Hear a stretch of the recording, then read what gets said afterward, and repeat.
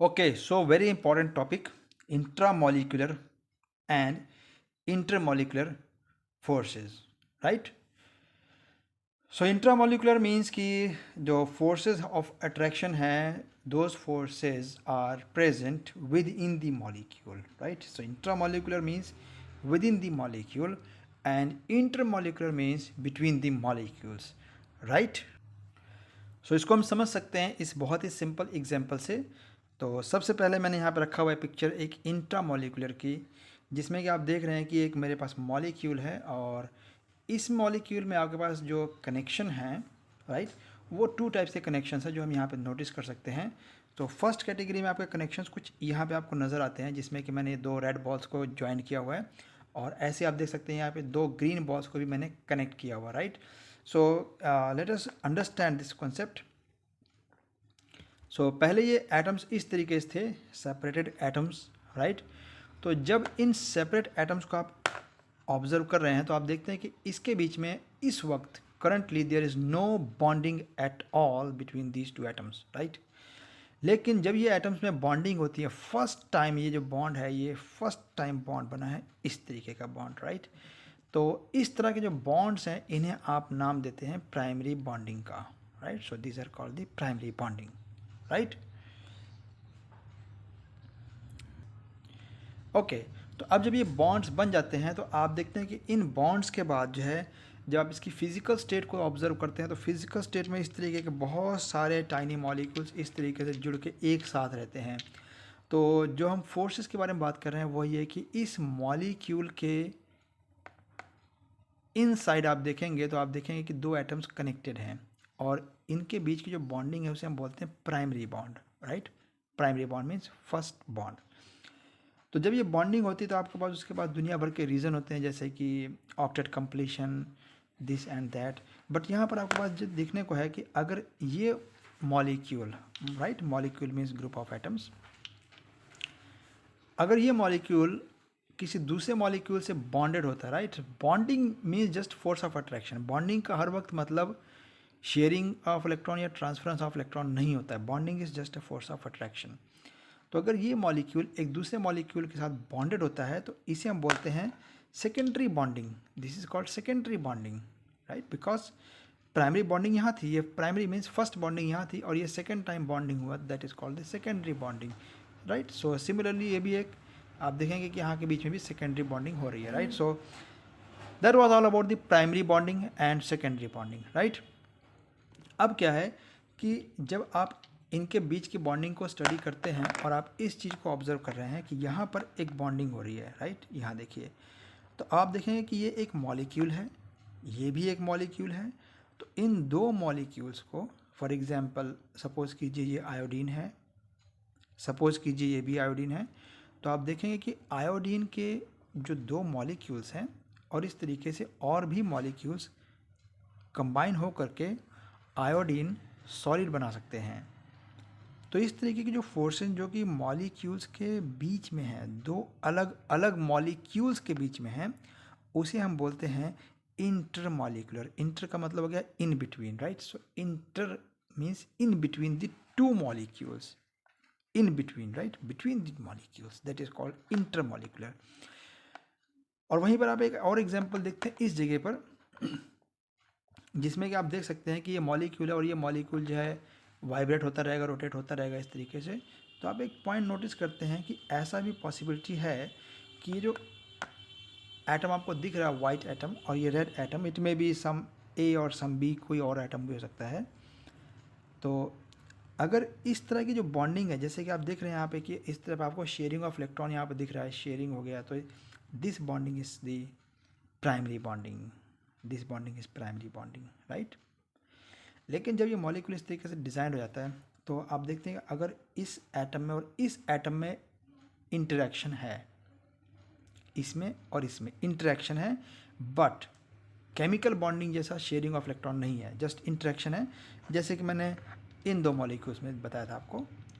तो इस तरह की जो इंटरेक्शन है जो कि विद इन द मॉलिक्यूल है, उसे हम बोलेंगे intra molecular, with in the molecule, that is called intra molecular, right. तो फॉर एग्जांपल हमारे जो डीएनए की स्ट्रैंड्स हैं, और जैसे कि सैलिसिलिक एसिड है, राइट। तो इस तरह के जो कुछ सब्सटेंसेस हैं जिनमें कि intra molecular and intermolecular bondings हो सकती हैं। ये टॉपिक आपको थोड़ा सा इसको पूरा कवरेज देने के बाद विद एग्जांपल और ज़्यादा क्लियर हो जाएगा। ऑलराइट। तो ये बॉन्डिंग जो है कहाँ से अराइज होती है? फॉर एग्जांपल अगर मेरे पास एक मॉलिक्यूल है, फॉर एग्जांपल ये हाइड्रोजन क्लोराइड है, जिसमें कि आप ये देख रहे हैं कि क्लोराइड जो है वो लिटिल बिट मोर इलेक्ट्रोनेगेटिव होने के कारण जो है वो इलेक्ट्रॉन डेंसिटी को अपने साइड पुल कर लेता है, और हाइड्रोजन से डेफिशिएंट होने के कारण यहाँ पर इलेक्ट्रॉन डेंसिटी रिड्यूस हो जाती है। सो इस चीज़ को हमने यहाँ पे नेगेटिव डेल्टा से और पॉजिटिव डेल्टा से शो किया हुआ है। तो इस कंडीशन को आप बोलते हैं कि मॉलिक्यूल जो है वो पोलराइज्ड हो गया, राइट। सो मॉलिक्यूल पोलराइज का मतलब ये होता है कि जो इलेक्ट्रॉन डेंसिटी है वो अनसिमेट्रिकली डिस्ट्रीब्यूटेड है। जब भी वो अनसिमेट्रिकली डिस्ट्रीब्यूटेड होगी तो हम उसे बोलेंगे कि मॉलिक्यूल पोलराइज्ड है। ऑलराइट। सो अगर मेरे पास ऐसा ही दूसरा मॉलिक्यूल भी है HCl का, तो क्या कॉन्सिक्वेंसेस हो सकते हैं? देखिए, अगर ये मॉलिक्यूल यहाँ पर है तो दूसरा मॉलिक्यूल जो है ऑब्वियसली, जैसे मैं इसको यहाँ पर एग्जांपल दिखा रहा हूँ आपको, सपोज़ कीजिएगा अगर ये क्लोरीन है ग्रीन और ये वाइट हाइड्रोजन है, तो जो दूसरा HCl मॉलिक्यूल होगा it is free to move, ये फ्री होगा और ये भी फ्री होगा मूव करने के लिए। लेकिन जब इसका टेम्परेचर लोअर होगा और इनकी मोशन स्लो होगी तो ये लोग अपने आप को इस तरीके से एडजस्ट कर लेंगे कि इसका जो नेगेटिव टर्मिनल है इसके ठीक सामने इसका पॉजिटिव टर्मिनल आ जाए, राइट। और ये ध्यान रखने वाली बात है कि इसमें क्लोरीन में और हाइड्रोजन में कोई भी शेयरिंग ऑफ इलेक्ट्रॉन या ट्रांसफ़र ऑफ इलेक्ट्रॉन नहीं होगा, but there is attraction between the negative partial negative and there is attraction between the partial negative and positive ends. और इस तरह की जो इंट्रैक्शन है बेसिकली इसे ही हम बोल रहे हैं intermolecular attraction between the molecules, right. So इससे क्या होगा कि ये मॉलिक्यूल जो थोड़ा सा बाइंड अप हो जाएगा और ये इस तरीके से हिलता तो रहेगा, बट इसका जो ये पॉजिटिव एंड है वो इसके नेगेटिव को ही हमेशा फेस करता रहेगा। इस तरीके से लोग हिलते डुलते रहेंगे ऐसे, right, because of the thermal energy. Okay, so that was all about this hydrochloric molecular interactions, right.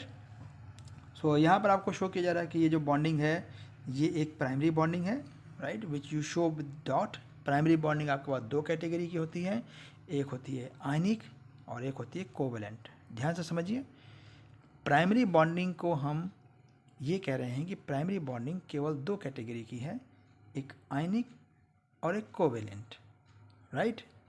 But primary bonding का मतलब होता है कि जो सबसे पहला बॉन्ड है उसका ये मतलब नहीं होता कि वो आयनिक या कोवेलेंट है, राइट। सो प्राइमरी बॉन्डिंग जो है वो कोवेलेंट भी हो सकती है, आयनिक भी हो सकती है, और बेसिकली हम प्राइमरी बॉन्डिंग को इस तरीके से रिप्रेजेंट करते हैं, right. So that is primary bonding. और यहाँ पर आप जो देख रहे हैं, यहाँ पर जब कुछ आपको दिख नहीं रहा, there is just attraction between the negative and positive terminals. तो इस तरह की जो इंट्रैक्शन है इसे हम बोलते हैं सेकेंडरी बॉन्डिंग।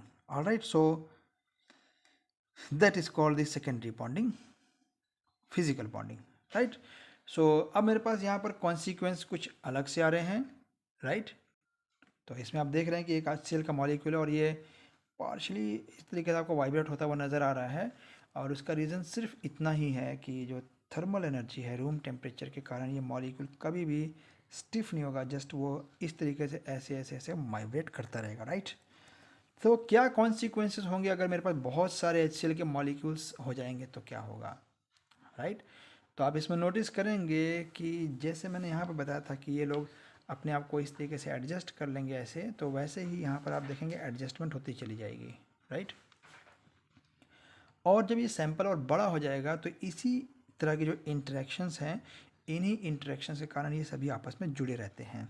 खैर, ये एक डाइपोल है, ये भी एक डाइपोल है, ये भी एक डाइपोल है, ये भी डाइपोल है। तो इस तरह की जो इंटरेक्शंस हैं वो सभी डाइपोल डाइपोल इंटरेक्शंस कहलाती हैं, राइट। सो हम इसका नाम रखेंगे कि ये एक तरह की डाइपोल डाइपोल इंटरेक्शन है, ओके। और साथ ही ये बात भी ध्यान रखने वाली है कि ये एक सेकेंडरी टाइप की बॉन्डिंग है। इस वक्त सेकेंडरी इसलिए है बिकॉज ऑलरेडी आपको यहाँ पे एक प्राइमरी बॉन्ड दिख रहा है, right. So dipole dipole interaction is a secondary bonding. So ये अगर आपके पास हाइड्रोजन क्लोराइड है, और हाइड्रोजन क्लोराइड को मैं ये कहूँगा कि अगर हाइड्रोजन क्लोराइड को अगर आप लिक्विफाई करेंगे तो डेफिनेटली लिक्विड स्टेट और गैसियस स्टेट में से ज़्यादा इंटरमॉलिकुलर फोर्सेस जो है वो लिक्विड में होंगी और उससे भी स्ट्रॉन्गर होंगी सॉलिड में। तो अगर इसमें इंटरमॉलिकुलर फोर्सेस अगर हैं तो आपको डेफिनेटली रीज़न देना पड़ेगा why there is intermolecular forces, and the reason is very simple, that is called the dipole dipole interaction.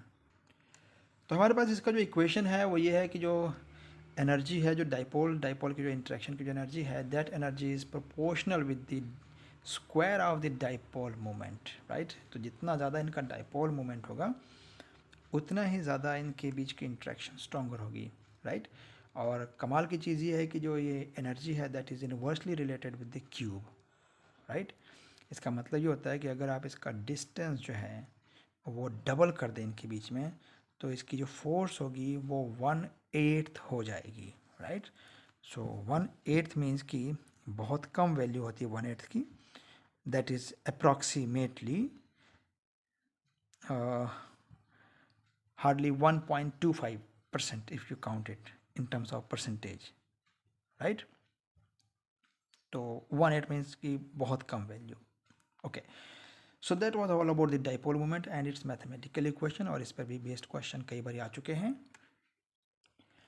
Next है dipole induced dipole, right. So for example कि अगर आपके पास यहाँ पर जैसे जीनॉन है, अब जो जीनॉन का एटम है ये एटम स्फेरिकल है and it is not bonded to any other atom, right। तो आप एक्सपेक्ट कर सकते हैं, जैसे कि सपोज कर सकते हैं कि ये एक जीनॉन का एटम है, just imagine it to be xenon atom, right. और इस एटम में कोई पोलराइजेशन भी नहीं है, राइट। कोई पोलराइजेशन इस एटम में नहीं होगी, तो इसको मैं स्फेरिकली रिप्रेजेंट करता हूँ, but definitely there are electrons in this atom, there are electrons, right. और अगर मैं इसके नियर अबाउट कोई ऐसा मॉलिक्यूल रखता हूँ जो कि पोलराइज्ड है, जैसे कि HCl है, जैसे कि मैंने इसको यहाँ पे इस तरीके से रख दिया है ऐसे, और यहाँ पर जीनॉन एटम होगा, तो आप समझ सकते हैं कि क्या कॉन्सिक्वेंसेस होने चाहिए। बिकॉज ये नेगेटिव एंड है, इस तरफ नेगेटिव एंड है, तो डेफिनेटली ये जो नेगेटिव एंड है वो इस जीनॉन के जो इलेक्ट्रॉन क्लाउड्स हैं उनको वो डेफिनेटली रिपेल करेगा, और ये जो जीनॉन होगा वो डिस्टॉर्ट हो जाएगा इसके क्लोज जाते ही, राइट। जिसे कि हम कुछ इस तरीके से रिप्रेजेंट कर सकते हैं एनिमेशन में कि डिस्टॉर्टेड जीनॉन हो चुका है, राइट। तो आप देखेंगे कि ये जो डिस्टॉर्शन है, ये डिस्टॉर्शन इसी वजह से है क्योंकि ये मॉलिक्यूल से क्लोज है, और इस तरीके के जो इसके अंदर आप देखेंगे कि जो जीनॉन में जो पोलराइजेशन हुआ है वो पोलराइजेशन बिल्कुल सिमिलर है जैसे कि HCl में है, बट ये जो पोलराइजेशन है वो टेम्परेरी है, और वो किसकी वजह से है, वो केवल इस मॉलिक्यूल की वजह से है। सो इसलिए मैं यहाँ पे समझ सकता हूँ कि इसके पास तो परमानेंट डाइपोल है और इसके पास टेम्परेरी डाइपोल है, राइट। और इसे ही टेम्परेरी डाइपोल को बोलते हैं induced dipole. Why induced dipole? Because इसकी इंडक्शन के वजह से ये डाइपोल बना है। अगर ये मॉलिक्यूल इसके क्लोज नहीं होगा तो डेफिनेट सी बात है कि इसमें ऐसा कुछ नहीं होगा। तो मैं आपको क्या कह रहा हूँ इस बात के लिए कि अगर आपके पास HCl के मॉलिक्यूल का सैंपल है और जीनॉन गैस का सैंपल है, दोनों, ये भी गैस है ये भी गैस है, और इस तरह के आपके बहुत सारे HCl होंगे, बहुत सारे जीनॉन होंगे, and you just seal them in a container, और कंटेनर में सील करने के बाद आप उसको कूल अप कर दें, बिल्कुल कूल। तो कूल जैसे आप करेंगे तो ये एक सॉलिड बन जाएगा, और डेफिनेटली उस वक्त आपके पास एक क्वेश्चन होगा कि इस तरह का जो मॉलिक्यूल है जो पोलराइज्ड है और ये जो नॉन पोलराइज्ड है, इसमें बॉन्डिंग आखिर कैसे हुई। तो बॉन्डिंग के लिए तो आप पहले ही ये बात कह चुके हैं कि डाइपोल डाइपोल इंटरेक्शन होती है। तो अगर ये डाइपोल है ये डाइपोल नहीं है, तो फिर इसमें और इसमें इंटरेक्शन आखिर अगर हुई है तो वह कैसे हुई है। तो यहाँ पर आपको ये बताना पड़ेगा कि फिर इसको भी पोलराइज्ड होना पड़ा था, लेकिन कब, जब इसके क्लोज आया तब, राइट। लेकिन ये इंटरेक्शन काफ़ी वीक इंटरेक्शन है, बिकॉज जो जीनॉन है वो कोई परमानेंट डाइपोल नहीं है। और जब आप मैथमेटिकली इसको देखते हैं तो आपको यहाँ पे बिल्कुल पिक्चर क्लियर हो जाती है कि नो डाउट कि जो इसका डाइपोल इंड्यूस डाइपोल की जो एनर्जी है that is again the square of the dipole moment. But आप यहाँ पे ये भी चीज़ नोटिस करेंगे कि यहाँ पर जो डिस्टेंस के साथ इसका रिलेशनशिप है वो पावर 6 है। दैट मीन्स कि ये और जल्दी ख़त्म हो जाएगा, यानी कि अगर मैं इसके डिस्टेंस को अगर डबल कर दूंगा तो आप समझ लीजिए कि 2 raised to power 6 इतने टाइम्स ये वैल्यू डाउन चली जाएगी। ओके, मीन्स कि 1/64 टाइम्स हो जाएगा ये, ठीक है। और इसमें आपको एक और भी टर्म यहाँ दिख रहा है, अल्फ़ा, राइट। सो अल्फ़ा है पोलराइजेबिलिटी। पोलराइजेबिलिटी होती है टेंडेंसी टू गेट पोलराइज्ड, ठीक है। पोलराइज मतलब कि उसका डाइपोल बन जाए तो इसकी क्या टेंडेंसी होगी। तो डेफिनेट सी बात है कि जो पोलराइजेबिलिटी है, it is the ability to get polarized. और ये जो एबिलिटी है वो इस बात पे डिपेंड करेगी कि जो मॉलिक्यूल सॉरी जो एटम है जीनॉन का, या जीनॉन के अलावा क्रिप्टॉन या रेडॉन कोई और गैस भी हो सकती है, उसका साइज़ कितना है। देखिए जितना बिगर साइज़ होगा उतना जल्दी वो पोलराइज होगा। अब आप इसके लिए इमेजिनेशन सोच सकते हैं कि अगर आपके पास एक बैलून है जिसका साइज़ ये इतना बड़ा है और एक बिगर बैलून है, और आप दोनों बैलून में अगर पानी भर लें और आप उन दोनों को रख दें एक जगह पे, तो कौन सा बैलून जो है ज़्यादा फ्लैट हो जाएगा। तो डेफिनेट सी बात है, आप समझ लेंगे कि जो लार्जर बैलून है वो ज़्यादा होगा फ्लैट, बिकॉज उसके ऊपर ग्रेविटी का इफेक्ट भी ज़्यादा मिलेगा, राइट। सो सिमिलर बेसिस पे जिस एटम का साइज़ बड़ा होगा उसके अंदर पोलराइजेबिलिटी भी ज़्यादा होगी। Okay, very important concept, what are van der Waals forces. और ये वैन डर वाल फोर्सेज कहाँ से अराइज होती है, कैसे अराइज होती है, राइट। सो यहाँ पर आप देख सकते हैं कि इस पिक्चर आपको एक लिजर्ड दिख रही है, और आप देख सकते हैं जो लिजर्ड है, लिजर्ड के जो ये हैंड्स हैं वो सभी जो ग्लास के ऊपर जो चिपके होते हैं, these are only due to the van der Waals forces, right. और यदि आप मेरी आवाज़ को सुन रहे हैं तो आप ये ध्यान रखिए कि जो जो टाइनी जो एयर के मॉलिक्यूल्स है, these vibrate and they hit your ear drum, and when they hit the eardrum, then those vibrations you interpret them as words, meaningful words, right। but फिर मैं एक बात यहाँ पे कहूँगा कि जब एयर वाइब्रेट करते हुए आपके ईयर ड्रम्स को वाइब्रेट करती है तो वहाँ पर वो इंटरेक्ट भी करती है, बट वो इतने वीकर होते हैं कि वो आपके ईयर ड्रम से बॉन्डेड नहीं होते हैं। अगर वो बॉन्डेड होते तो आपके कान जल्दी ही बातें सुन सुन के भर जाते हवा से, राइट। सो यहाँ पर आप देखेंगे कि इसके बीच में और ग्लास के बीच में एक वैन डर वाल फोर्स है जो कि इस लिजर्ड को होल्ड करने में हेल्पफुल होता है, राइट। तो इसमें कोई ऐसा कॉन्सेप्ट मत बनाना कि यहाँ पे कोई वैक्यूम बटन लगे होते हैं, राइट। सो ऐसी कोई चीज़ नहीं है हमारे पास। तो ये जो चीज़ थी जो जेडी वैन डर वाल ने एक्सप्लेन किया था, इसके लिए उन्हें नोबेल प्राइज़ मिला था 1910 में, राइट। सो ये किस तरीके से ओरिजिनेट होते हैं हमें इसके बारे में ज़रूर जानना चाहिए। ओके, सो यहाँ पर मैंने आपके सामने एक मॉलिक्यूल बना के शो किया हुआ है जिस is the methane, right. You can call it methane और कार्बन टेट्राक्लोराइड। तो आप देखें कि यहाँ पे जो मॉलिक्यूल है आपको सिर्फ एटम्स नज़र आते हैं, और यहाँ पर आपके पास जो जो डंडियाँ से नज़र आ रही हैं जिनको हम बॉन्ड्स बोलते हैं, basically these are the electron regions, right. तो इसके लिए आप देखेंगे कि यहाँ पर एक प्राइमरी बॉन्डिंग हुई है, और ये जो मैंने पिक्चर अभी आपके सामने रिप्रेजेंट की है वो पिक्चर कैसी है, ये पिक्चर वैसी ही है जैसे कि आप एक इस बॉल को एज्यूम करें कि ये मैग्नेट है और इसके अराउंड एक मैग्नेटिक फील्ड है। तो मैग्नेट से मैग्नेटिक फील्ड चिपका हुआ नहीं होता, थोड़ा दूर होता है।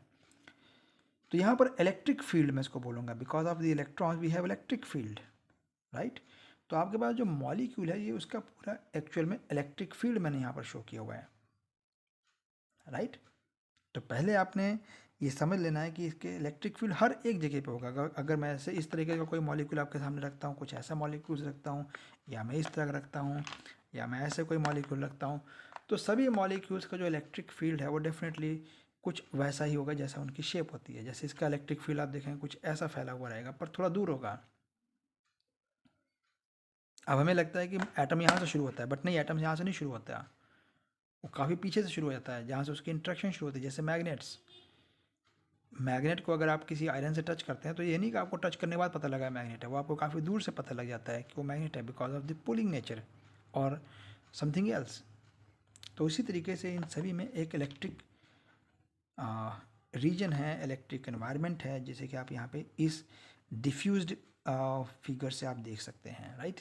ये पिक्चर आपको मैं इस मॉडल के थ्रू नहीं दिखा सकता हूँ, राइट। तो बस ये एक पिक्चर है, जस्ट आपने परफ्यूम लगाया और आपके बॉडी से थोड़े दूर पे आपके परफ्यूम की खुशबू फैल रही है, बस इतना आप समझ लीजिए इस चीज़ को। ओके, तो अब ये पहले इलेक्ट्रिक फील्ड हो गए, और अब जब ये मॉलिक्यूल जो है जो ये मॉलिक्यूल था मीथेन का, इसी इलेक्ट्रिक फील्ड के कारण जो है एक सेकेंडरी इंट्रैक्शन होगी जिसको हम बोलते हैं secondary bonding, right, which is due to the electric fields. तो यहाँ पर हम इस चीज़ को समझ सकते हैं। अब देखिए मेरे पास यहाँ पर 3 केस ले रखे हैं, एक क्लोरीन है, एक ब्रोमीन है, एक आयोडीन है, राइट। तो अब आप नोटिस करेंगे कि इन सभी में एक चीज़ तो बड़ी कॉमन सी है कि सभी जो है डायटॉमिक मॉलिक्यूल्स हैं, सभी तीनों ही डायटॉमिक मॉलिक्यूल्स हैं, ओके। जिसमें से क्लोरीन का साइज स्मॉलेस्ट है और आयोडीन का लार्जेस्ट है, राइट। अब जब मैं ऐसा बात करता हूँ कि लार्जेस्ट और स्मॉलेस्ट साइज, तो basically size is due to the electron cloud. So अगर मैं बोलता हूँ largest size, that means it has more number of electrons, right. और अगर लार्जेस्ट साइज है तो आपने भी पीछे थोड़ी देर पहले आपको याद होगा मैंने बोला था अगर साइज लार्जर है दैट मीन्स उसकी पोलराइजेबिलिटी हायर है। तो अब आप इस पिक्चर को देखेंगे तो आपको बहुत अच्छे से समझ में आएगी सारी बातें। मैं इसको थोड़ा क्लियर कर देता हूँ स्क्रीन को यहाँ पे ऐसे, ओके।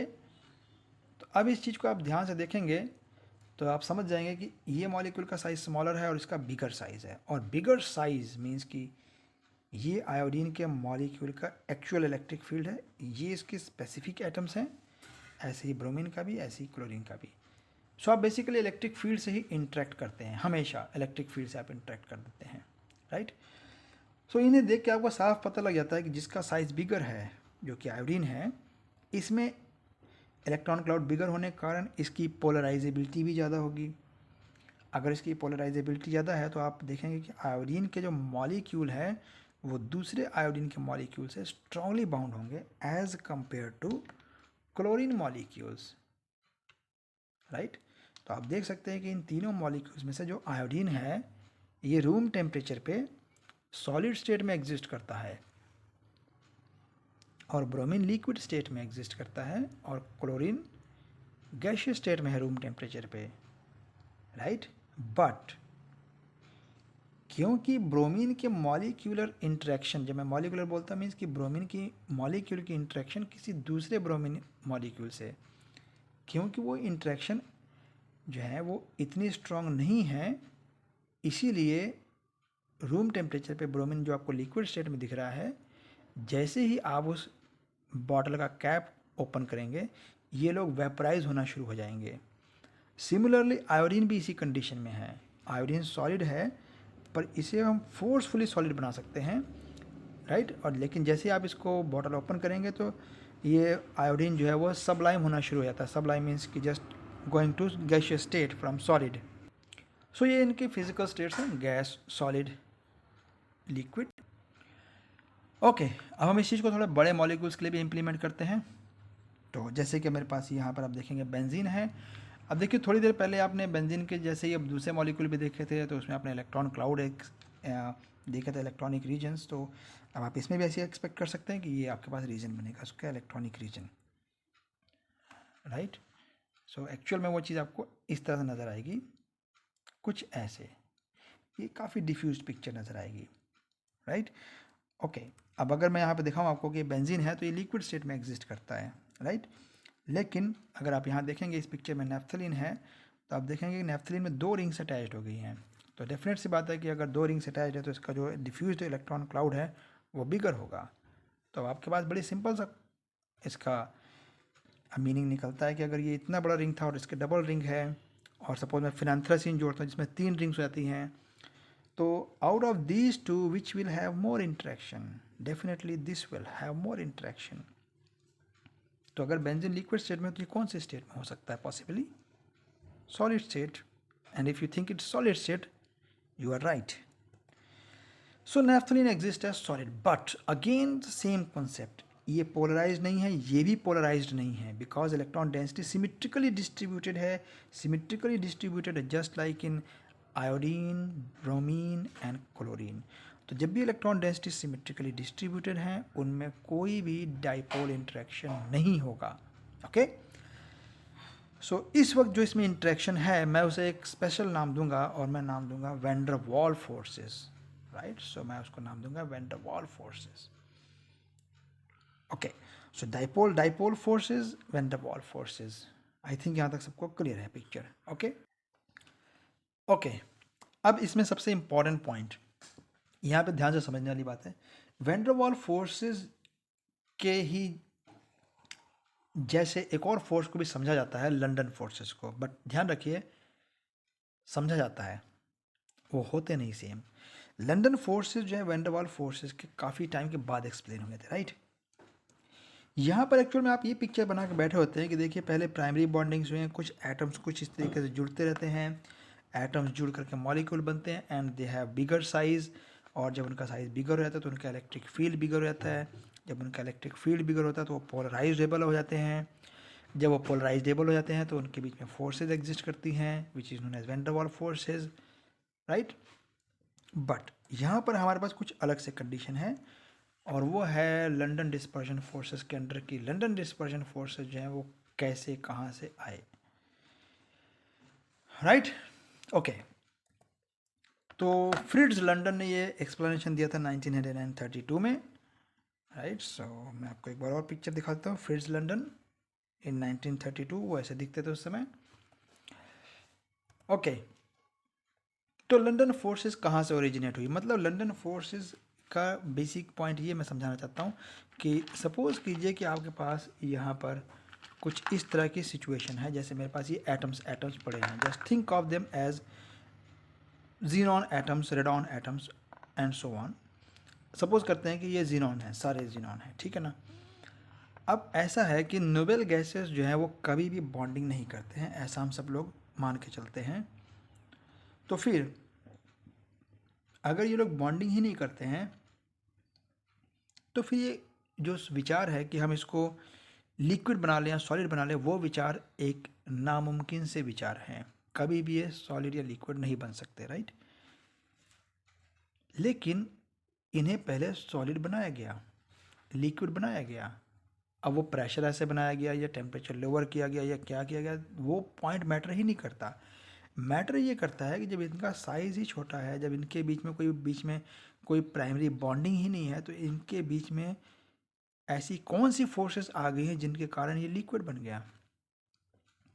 क्योंकि अगर ये लिक्विड बना है तो डेफिनेट सी बात है कि ये पार्ट जो है इससे कनेक्टेड होगा, ये पार्ट इससे कनेक्टेड होगा, और ये इससे कनेक्टेड होगा, ये ऐसे कनेक्टेड होंगे आपस में। तो डेफिनेट सी बात है कि हमें ये बात का आंसर देना चाहिए ना कि ये लिक्विफाई कैसे हो गए जब इनके बीच में कोई डाइपोल डाइपोल या कोई और तरह की बॉन्डिंग नहीं है, राइट। तो वो जो बॉन्डिंग थी वो बहुत ही लोअर स्केल पर यानी कि एटॉमिक स्केल पर समझाई गई थी, और वो ये काम किया था डॉक्टर फ्रिट्ज लंदन ने। तो उसको समझाने के लिए मैंने यहाँ पर एक एटम का पिक्चर आपको बनाया, बहुत बड़ा पिक्चर है एटम का, राइट, जिसमें कि आप ये नोटिस कर सकते हैं कि यहाँ पर मैंने एक इलेक्ट्रॉन को शो करना है, राइट। ओके, तो अभी हम यहाँ पर एक इलेक्ट्रॉन को शो करते हैं जो कि आपको हल्का सा डॉट आपको नज़र आ रहा होगा यहाँ पे, right. Let us go with this brightness. तो आपको यहाँ पे एक डॉट नज़र आ रहा है, दैट इज़ द इलेक्ट्रॉन, और ये बहुत ही लाइट ब्राइट डॉट होगा, राइट। तो ये जो इलेक्ट्रॉन का डॉट है, ये डॉट जो है मूव करता चलेगा आगे आगे, ठीक है ना। तो ये चीज़ आपको पिक्चर बहुत क्लियर है कि जब ये इलेक्ट्रॉन इस पॉइंट पर है अभी, तो इसकी जो इलेक्ट्रॉन डेंसिटी है वो इस जगह पर हायर होगी, और ठीक इसकी जो अपोजिट पॉइंट है वहाँ पर इसकी इलेक्ट्रॉन डेंसिटी नहीं होगी, राइट। तो ये इलेक्ट्रॉन जो है इस तरीके से एटम में जब मूव करता है एक से दूसरे पॉइंट पर, तो डेफिनेट सी बात है कि किसी जगह पर इसकी इलेक्ट्रॉन डेंसिटी है, जैसे यहाँ पर अभी आपको दिख रही है, तो जैसे आगे की तरफ मूव कर जाएगा तो इसकी इलेक्ट्रॉन डेंसिटी किसी और जगह बढ़ जाएगी, जैसे यहाँ पर आप देखेंगे धीरे से बढ़ गई, ये देखिए ऐसे, ठीक है ना। तो इस तरीके से इलेक्ट्रॉन डेंसिटी इसकी चेंज होती रहती है इस तरीके से। इसको बहुत बेहतर तरीके से समझने के लिए आप ये एक्सपेक्ट कर सकते हैं कि सपोज़ मेरे पास एक मैग्नेट है, तो अगर यहाँ पर मैग्नेट है और मैं उसको इस तरीके से प्लेस करता हूँ कि मैग्नेट का नॉर्थ पोल इधर फोकस करता है, साउथ उस तरफ को फोकस करता है, तो जैसे ही मैं इसको रोटेट करता जाऊँगा तो आप देखेंगे कि जो नॉर्थ पोल है वो इधर से डायरेक्शन नॉर्थ की इधर और साउथ की ऐसे वेरी करती जाएगी, और इसी तरीके से इसमें भी पोलराइजेशन होती है, एक एटम में भी पोलराइजेशन ऐसा पॉसिबल है कि हो जाए, राइट। सो इस जगह पे जो पोलराइजेशन है, वो जो पोलराइजेशन होती है एटम्स की अंदर, जो एटम्स के अंदर पोलराइजेशन है मतलब विद इन दिस एटम, वो बहुत थोड़े टाइम के लिए होता है, और वो इलेक्ट्रॉन्स के सिर्फ मूवमेंट के ऊपर डिपेंड करता है, राइट। तो इसके लिए हमारे पास एक वर्ड है डिस्पर्स होना, डिस्पर्शन फोर्स मीन्स ये फैली हुई फोर्स होती है because of the electron density, right. तो यहाँ पर हमारे पास जो है डिस्पर्जन ऑफ लाइट के साथ सिमिलरिटीज़ होने के कारण जो है इसके साथ हम एक नाम रख लेते हैं डिस्पर्जन फोर्सेस। जैसे लाइट में डिस्पर्जन होता है वैसे इसमें भी फैल जाती है फोर्सेस, राइट। और यहाँ पर आप एक चीज़ देखेंगे कि जो क्योंकि डाइपोल मोमेंट नहीं है तो आपके पास यहाँ पे कोई डाइपोल मोमेंट का टर्म भी नहीं दिख रहा है, बट यहाँ पे जो पोलराइजेबिलिटी है ये उस पर पूरी तरह डिपेंड करता है। और this energy is directly related with the square of the polarisability. और पोलराइजेबिलिटी डिपेंड करती है कि कितना साइज है। इन्वर्सली डेफिनेटली रिलेटेड है r⁶ के साथ। तो ये चीज़ें तो आपको क्लियर है सारी बातें कि पोलराइजेबिलिटी क्या है। Alright, okay, let us have these two example. Suppose कीजिए कि हीलियम है और सपोज ये जीनॉन एटम्स हैं, राइट। तो अब आप देख सकते हैं कि हीलियम में जो एटम्स हैं ये एटम्स हैं और इनका साइज स्मॉलर है एज़ कम्पेयर टू जीनॉन के, राइट। और यहाँ पर आप देख सकते हैं कि जैसे हमारे पास यहाँ पर आपको ये दिख रहा है कि बॉन्डिंग हुई पड़ी है। तो मैंने जैसा कि यहाँ समझाया हुआ है कि प्राइमरी बॉन्ड, ये इसको हम प्राइमरी बॉन्ड बोलते हैं, और यहाँ के बीच में कहीं सेकेंडरी बॉन्डिंग यहाँ पर होती है। लेकिन जब एक लिक्विड हीलियम को आप देखें या लिक्विड जीनॉन को देखें या सॉलिड जीनॉन को देखें तो आपके पास उसमें सिर्फ प्राइमरी बॉन्डिंग ही है। मीन्स जस्ट ये दो एटम्स केवल इंटरेक्ट करेंगे, दैट्स ऑल। और यहाँ पर इस इंटरेक्शन के लिए कोई शेयरिंग ऑफ इलेक्ट्रॉन, कोई ट्रांसफ़र ऑफ इलेक्ट्रॉन नहीं है। तो यहाँ पर केवल यही एक प्राइमरी बॉन्डिंग है और इस यही एक बड़ा मेजर डिफरेंस है कि हम इसे लंडन फोर्सेस कहते हैं। Okay, so this is the only primary bonding between the two. So London forces जो वेरी करते हैं size and the number of electron के साथ में। तो जैसे कि आप देखेंगे कि अगर आपके पास ये आर्गन है तो आर्गन का मेल्टिंग पॉइंट -190 डिग्री सेल्सियस है और बॉइलिंग पॉइंट आप देखेंगे -186 डिग्री सेल्सियस है, राइट। लेकिन अगर आप हीलियम से कंपैरिजन में देखेंगे, हीलियम के साथ कंपेयर करेंगे तो आप देखेंगे कि हीलियम में क्योंकि साइज़ और स्मॉल हो गया तो इसके बीच में लंडन फोर्सेस और वीक हो गए हैं और इसी वजह से इसका जो मेल्टिंग पॉइंट है, बॉइलिंग पॉइंट, वो इससे आप देखें काफ़ी नीचे चला गया, ऑलमोस्ट 80 पॉइंट ही नीचे चला गया, right.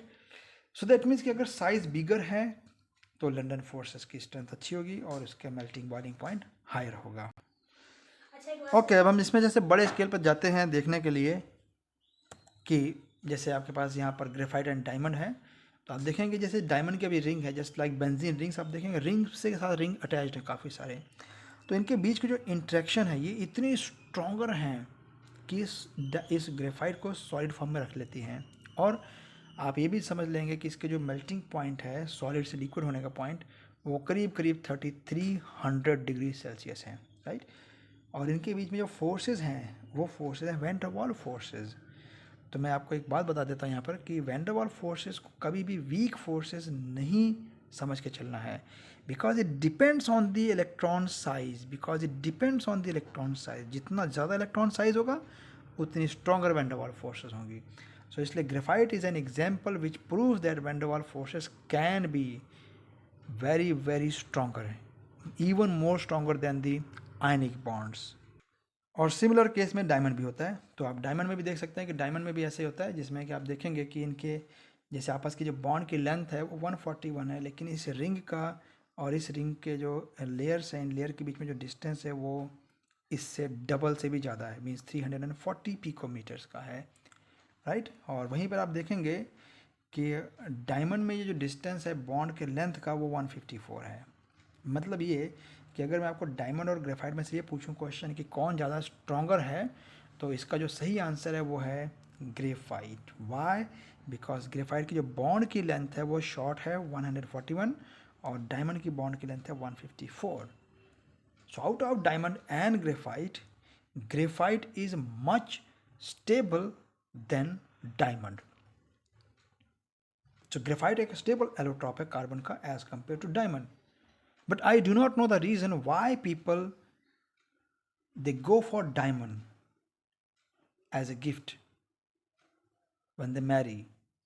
I don't know what is the reason. जबकि ग्रेफाइट एक स्टेबल एलोट्रॉप है तो अगर आप देखें तो एक बढ़िया रिलेशन स्टार्ट करने के लिए आपको एक स्टेबल गिफ्ट देना चाहिए instead of unstable gift, right.